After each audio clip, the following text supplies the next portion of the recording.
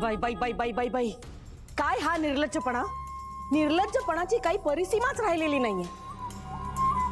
आपल्याच पुतणीने फसवून लग्न केलं, एका मुलीचं आयुष्य बर्बाद केलं, उद्ध्वस्त केलं, तर तिला जाब विचारायचं सोडून मला उलट उत्तर देऊन निघून गेला हा माणूस. वर त्या कार्टीला पण घेऊन आला होता. ती तर अति उद्धट. संस्कार नावाचा काही प्रकारच नाहीये ना. पैशानी तर दळिद्री आहातच, निदान मनाने तरी माणसाने चांगलं असावं, तर ते नाही.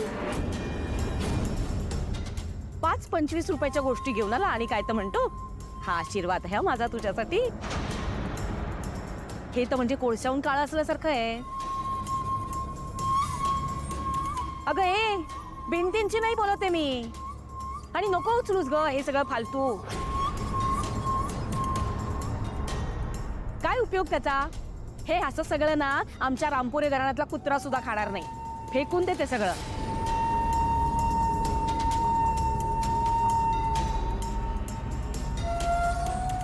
मीच फेकते.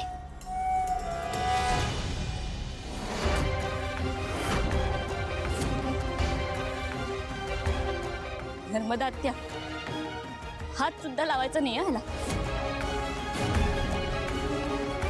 माझ्या काकांनी खूप प्रेमाने आणल्यात या सगळ्या गोष्टी.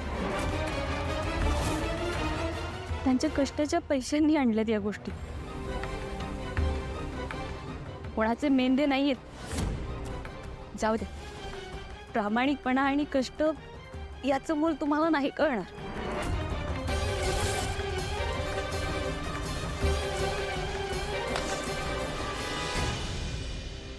वहिनी, ऐकताय ना? ऐकताय ना काय बोलतीये ती? तुमचीच लाडकी ना ती. माझी मीरा करत असता उलट उत्तर देते हे मुलगी. मीरा वहिनी, अगं तू अजून इथेच काय करतेय?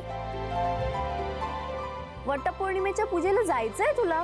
चल पटकन आवरून घे.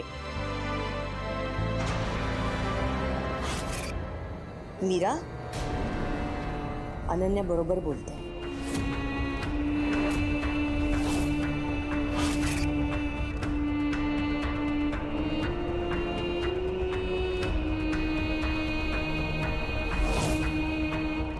जा मीरा, वटपौर्णिमेची तयारी कर. हुकम माया, तुझं डोकं फिरलंय का? तुझं कुंकू हे राहून घेतलं येणे. तिलाच काय सांगतेस वडाची पूजा करायला जा म्हणून? आत्या प्लीज,